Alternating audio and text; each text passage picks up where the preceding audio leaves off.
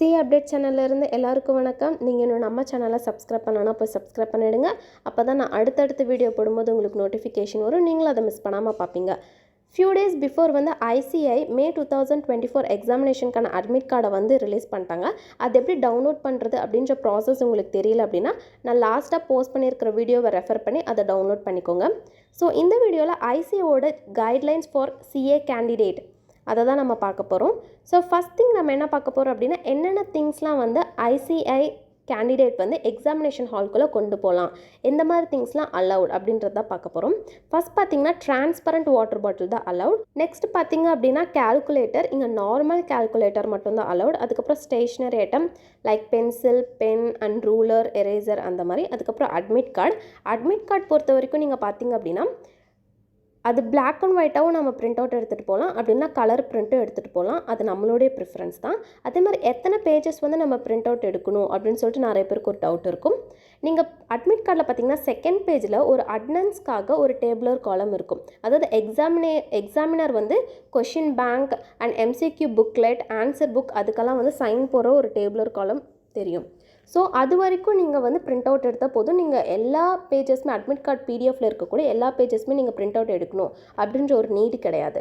So admit கார்டில் second பேஜஸில் ஒரு டேபிளர் காலம் இருக்கும், நீங்கள் அது வரைக்கும் பிரிண்ட் அவுட் எடுத்தால் போதும். ஏன்னா எக்ஸாமினர் வந்து எல்லா எக்ஸாமினேஷனுக்குமே அந்த டேபிளர் காலமில் கரெக்டாக சைன் பண்ணுவாங்க. ஸோ நெக்ஸ்ட்டு பார்த்திங்கன்னா எந்த டைமில் வந்து இங்கே ஃபஸ்ட் பாயிண்ட்லேயே ஃபோட்டோ ஐடி கார்டு இன்னொன்று இருக்குது. ஃபோட்டோ ஐடி கார்டுனா ஒன்றும் இல்லை, அது வந்து ஒரு அடிஷ்னல் ப்ரூஃப் தான், லைக் ஆதார் கார்டு அந்த மாதிரி. அது வந்து ஆப்ஷனல் தான், அது மேண்டட்டரி கிடையாது. ஸோ செகண்ட் பார்த்திங்க அப்படின்னா எந்த டைமில் எக்ஸாமினேஷன் சென்டரை வந்து நம்ம ரீச் பண்ணணும் அப்படின்னு நம்ம பார்க்கலாம். இப்போ எக்ஸாமினேஷன் சென்டர் பார்த்திங்கன்னா நீங்கள் எல்லா எக்ஸாமுக்குமே 20 to 15 minutes முன்னாடியே போய் ரீச் ஆகிடுங்க. ஏன்னா நம்மளுக்கு எக்ஸாமினேஷன் ஹால் வந்து எங்கே இருக்குன்னு தெரியாது. ஏன்னா நம்ம நியூ பிளேஸ் போகிறப்போ நம்ம அதை ஃபைன் பண்ணி தான் போகணும். அதே மாதிரி சிஏ எக்ஸாம் பொறுத்த வரைக்கும் ஃபிசிக்கல் செக்யூரிட்டி செக் இருக்குது. இது ஜஸ்ட் சும்மா நீட் எக்ஸாம் மாதிரிலாம் கிடையாது, லைட்டாக தான் செக் பண்ணுவாங்க. அதாவது நீங்கள் பிட் ஏதாவது எடுத்துகிட்டு போகிறீங்களா அந்த மாதிரி தான் அவங்க செக் பண்ணுவாங்க. ஸோ நீங்கள் செகண்ட் பார்த்திங்க அப்படின்னா guidelines related to use of unfair means. இப்போ நான் ப்ரிஸ்கிரைப் பண்ணக்கூட இந்த லிஸ்ட் ஆஃப் ஆக்டை நீங்கள் பண்ணிங்க அப்படின்னா அது எல்லாமே ஐசிஐ வந்து அன்ஃபேர் மீன்ஸை தான் கன்சிடர் பண்ணுவாங்க. அதாவது question paper, answer book R additional answer புக்கில் அவங்க ஸ்பெசிஃபை பண்ண இடத்த தவிர்த்து நீங்கள் வேறு எங்கேயாவது உங்களோட ரோல் நம்பர் அப்படி இல்லைனா நேம், மொபைல் நம்பர் அந்த மாதிரிலாம் நீங்கள் எழுதுனீங்க அப்படின்னா அதெல்லாம் அன்ஃபேர் மீன்ஸ். எக்ஸாமினேஷன் புக்லெட்டோட ஃப்ரண்ட் பேஜில் என்னென்னலாம் அவங்க கேட்டிருக்காங்களோ நீங்கள் அதை மட்டும்தான் வந்து என்ட்ரு பண்ணணும். அதை தவிர்த்து வேறு நீங்கள் எந்த ஒரு அடிஷ்னல் இன்ஃபர்மேஷனுமே நீங்கள் உங்களோட செல்ஃபாக அங்கே கொடுக்கக்கூடாது. அதே மாதிரி எக்ஸாம்க்கு இன்பிட்வீனில் நீங்கள் வாஷ்ரூம்லாம் கேட்டுட்டு போகிறதுக்கு அலௌடு கிடையாது. ஸோ நீங்கள் வாட்டர் வந்து குடிச்சிக்கலாம், ஏன்னா நீங்களே டிரான்ஸ்பரண்ட் வாட்டர் பாட்டில் வந்து செல்ஃபாக நீங்களே எடுத்துகிட்டு போகிறதுனால அதுக்கெல்லாம் எந்த ஒரு பெர்மிஷனும் கிடையாது. ஆனால் வாஷ்ரூம் அந்த மாதிரி வெளியெல்லாம் வந்து அலோவ் பண்ண மாட்டாங்க.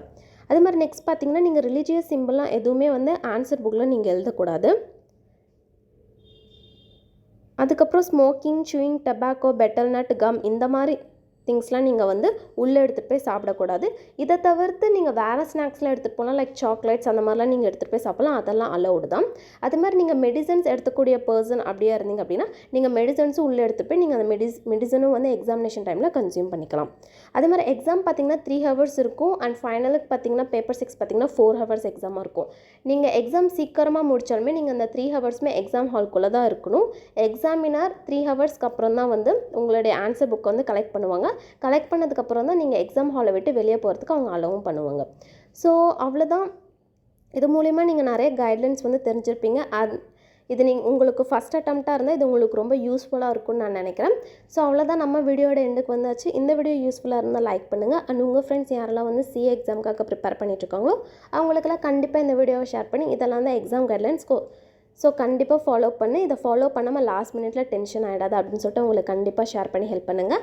அண்ட் நீங்கள் இன்னும் நம்ம சேனலை சப்ஸ்கிரைப் பண்ணலன்னா அப்போ சப்ஸ்கிரைப் பண்ணிவிடுங்க. அப்போ தான் இந்த மாதிரி அடிஷ்னல் இன்ஃபர்மேஷன் அண்ட் ஐசிஏவோட இம்பார்ட்டண்ட் அனௌன்ஸ்மெண்ட்டை கரெக்ட் டைமில் தெரிஞ்சுக்க முடியும். அண்ட் லாஸ்ட்டாக நன்றி, வணக்கம்.